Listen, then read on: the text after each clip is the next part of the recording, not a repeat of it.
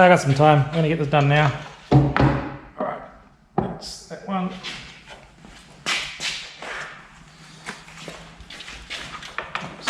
Cover very, very bright. Won't say this colour because it's hands. How good? How good? It's sitting pretty high.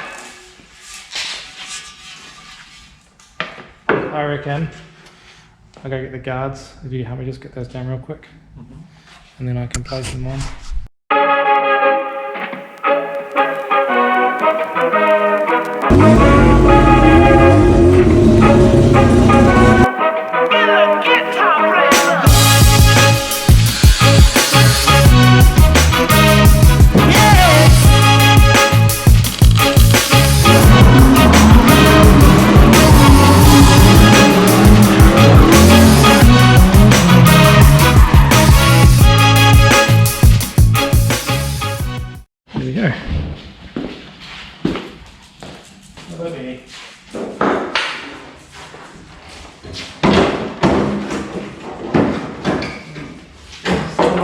These panels have seen each other. Jesus. Oh, it's starting to look like a car again. It's crazy that it was fog welded on. Ah, focus.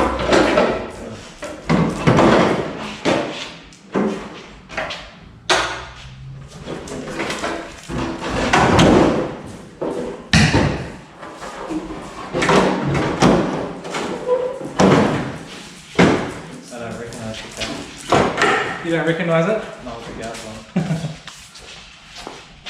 Okay, so that's sitting pretty low.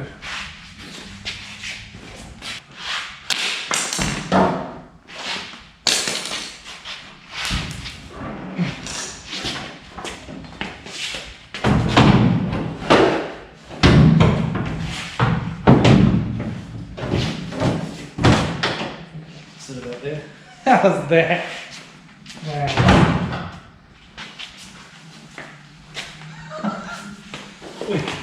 we don't have much clearance, but we have enough to say. You just go 10 or lower or whatever, 15? Yeah. So we've already got like 15 mil. Like it's meant to be. I can put my fingers around all on the top. Yeah, that's amazing. I think we will come down like 10 mil because that'll level it off as well if you do that. Oh no, we're pretty much on the limit for the sump. If you look under there, see how low the sump is? Pretty flush. Oh, so happy.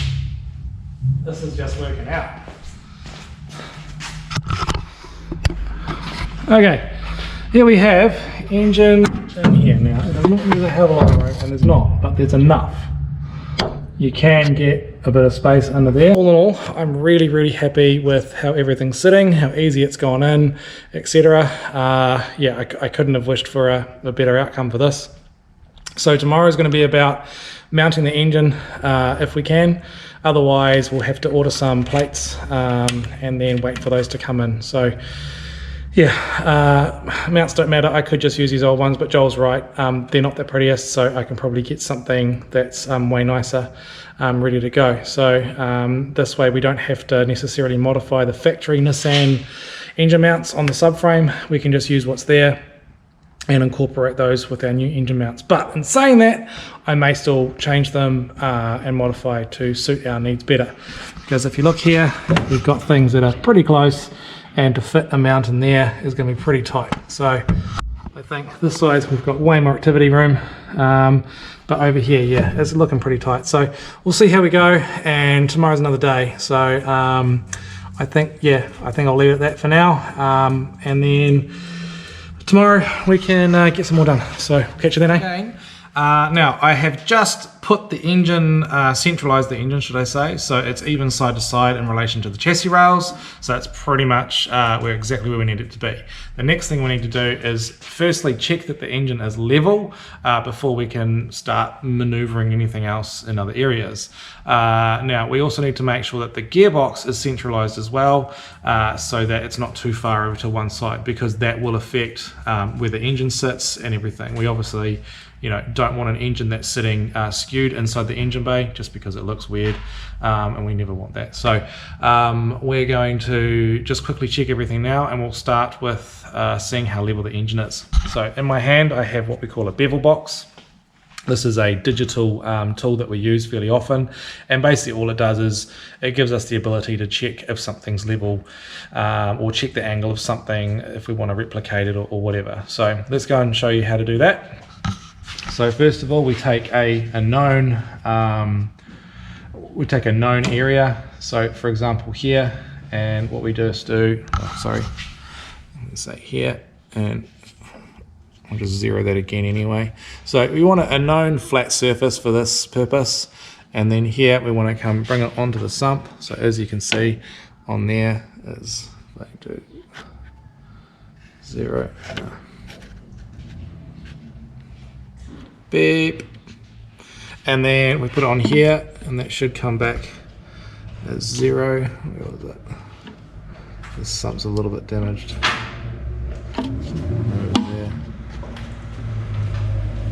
There we go, 0. So we know that the engine's pretty much level where we need it to be. The gearbox, however, that's a different story. If you look here, if I go here, you can already see the gearbox is not on a happy angle. And if we put this on here, we can see that we're 5 degrees out. But, we can't really change that. The bell housing that has dictated where the gearbox is sitting. Ideally, we would like this up and down, but we're just going to have to deal with it how it is. Now, the measurements I have taken are that the gearbox is not central. It does need to come further over to my left for about 10 millimeters. But to do that, obviously, it's pretty tight up in here. I'll just shine a torch up in here. You can see it's pretty tight up in there already. So I'm going to need to actually make some space, so that's going to be possible. So I will go ahead and get that done now. Before I go and cut the trans tunnel, I need to probably do something else, or at least prepare for doing something else. I'm probably going to have to cut off the existing engine mounts just because they're in the way. So I'll grab my torch and show you what I'm talking about. Okay, so these are the existing engine mounts here on the subframe. This is your steering column, and then here is the JZ engine mounts. So we're going to do away with these mounts. We're not going to pursue working with those, just because everything's on the wrong angle. Now, what I'm going to do is I'm probably going to have to cut these off, just because, look at the, if we don't have aircon, I'll talk to the customer and see if they want that. But if they don't want it, then we can take that off, and then we can actually probably incorporate a new mount on top of the original Nissan mount. So yeah, but at the moment there's just not enough space to run everything that we need, and we still need to make new mounts off the block, just because obviously these two parts don't fit. I don't have a CNC machine, and we don't really have the budget to mess around and try and make custom mounts for a one-off job like this. So I will just end up making them because it just works out cheaper. Yeah, so that's another thing I need to do. So I need to support the engine before I can make the mounts. I need to order some engine mount plates or make them. I don't know if I have any 10mm plate. I just need to check, but yeah, it's probably better that we have them CNC cut. And then what else? Then I've got to trim the trans tunnel, move the gearbox over, and then I can actually start making things be in this car permanently. The other thing we're going to do is we are going to retain the original gearbox mount, what do I say, bracing. So if you look in the trans tunnel here where I've unstitched the original mounts, we are going to attach new parts to that, and then we are going to bring it back, and then we're going to make a mount here. So it will wrap around. So we'll order a new mount today, rubber mount, and that'll come around here and over to there. So that's, you know, as much as we can get done. So I'll go order the mounts now, and then I can trim the gearbox and get everything ready for fabrication. So that's pretty much all I can show you for now. Now, we are also just about to order all of the Hypertune stuff from Australia for this car. I'm excited to use all of these products. So we're just doing a measurements and all that sort of thing to make sure everything will fit, but looking like everything's going to fit nicely. So really excited to run that gear, and we'll give you a full list of all the parts that we're using on this as we go. Yeah, anyway, so I've just had a bit of a clean up inside the car, and we're now looking at trimming the trans tunnel around the gear lever just so we've got a little bit more clearance. We can bring the gearbox over to where we need it to be. Then we can start making the engine mounts and the gearbox transmission mounts and all that sort of stuff. So, but first we needed a baseline position so that everything, so we know where everything's going to sit. So the first thing I need to do is mark it, which is what this is for. So let's go do that and get it cut. Okay. Now we know it needs to be around about 10 millimeters. So we're going to make it a little bit bigger. We'll come up around here, so that's more than we need, but that's fine. And then I can trim that up later.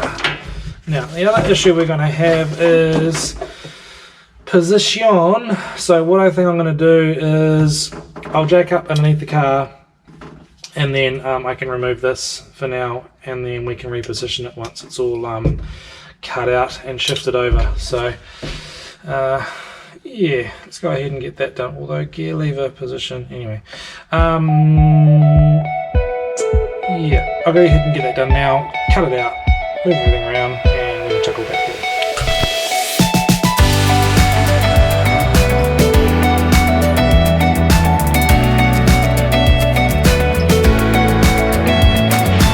I've now got the engine positioned and gearbox positioned where I need it to be. So now comes the time I need to pull off the original mounts and then basically start getting ready to make the new engine mounts. So unfortunately I don't have any mounts or anything here that I can start fabricating things with, but we know exactly where we need everything to sit.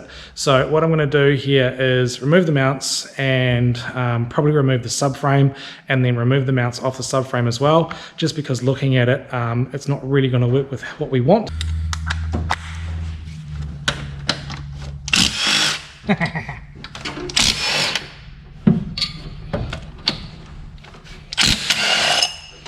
That's one.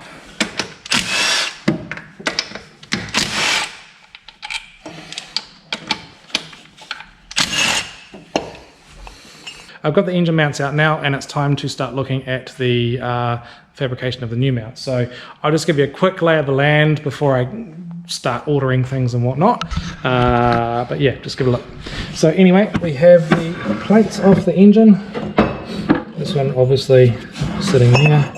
And it's in no way close to this one here. So what I might do is I'll get a plate fabricated, whether I laser cut it or whatever, and then that'll sit on there. I can bolt it to here.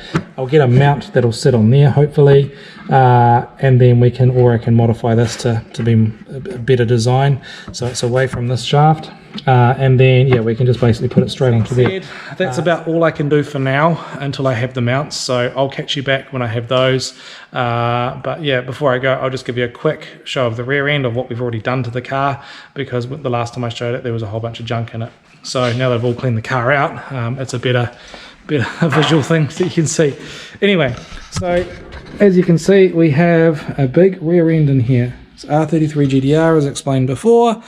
We've grafted S15 chassis rails into it, so pretty easy, and that's about it. It's about a day later, and we managed to get some engine mounts to suit this job, and here they are. These are the type that we wanted. So in case of engine mount failure, the top part in theory should capture the lower part, so it doesn't drop very far. So now I'm at the point where I've made the plates on the engine, and I've also made the plates on the engine mount. As you can see here, it's got a little disc here, and then on the engine itself there's a plate here ready to go. So now I need to attach the two so that I can make the upper mounts, then followed by the lower mounts. So once I have the top one done, obviously I can move on to the lower one, but I need to do both sides. So let's get this tacked on now, and then we can concentrate on making the first mount, and then we can obviously move on to the second one while Joe's pushing his. You know you can drive that, eh? Is the water going to go everywhere? Nah, they won't care. They won't care. This guy, hey, goes to fix his car, breaks the water hose, has to ride my bike home. Push bike. Yeah. Yeah. Anyway, let's get this welded up and then we can make the mount. Alright, so this mount is going to go roughly here. We're going to put you onto there, and let's just go. Get a position roughly here, like that, like there, like that. So,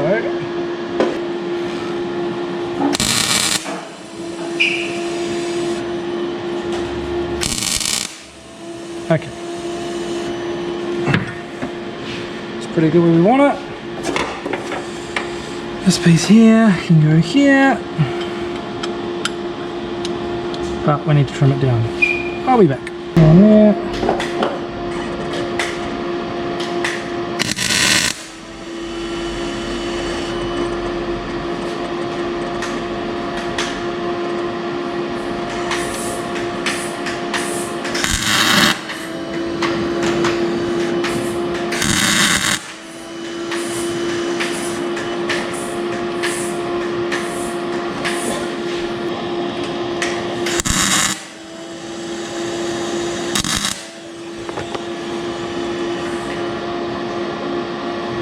Okay.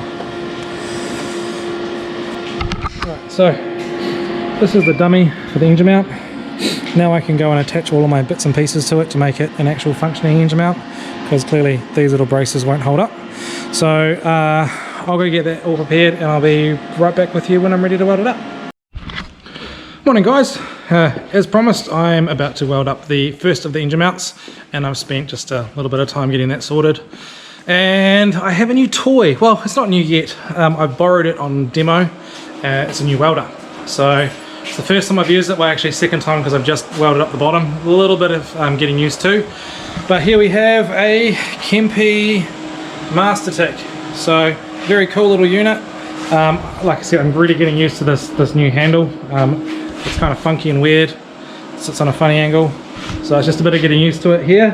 And then I've just done this little weld here, as you can see, and I'm about to weld up this part here. So here's the mount. This is what I've chosen to do. Going to be plenty of strength here, so nothing's going to fall off hopefully. So yeah, let's get the welded up and put it in the car.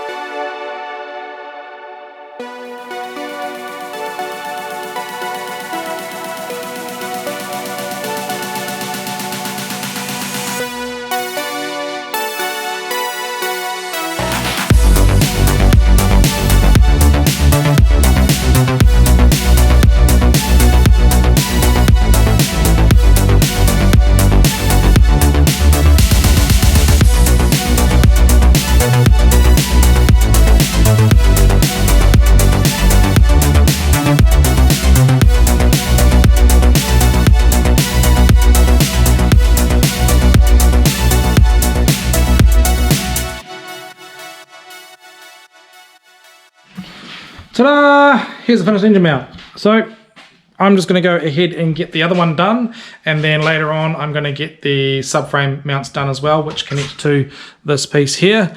But yeah, for the most part this is all done. It's all tigged up. There's a few little things I need to tidy up on it, but that can be done later before it goes to powder coating.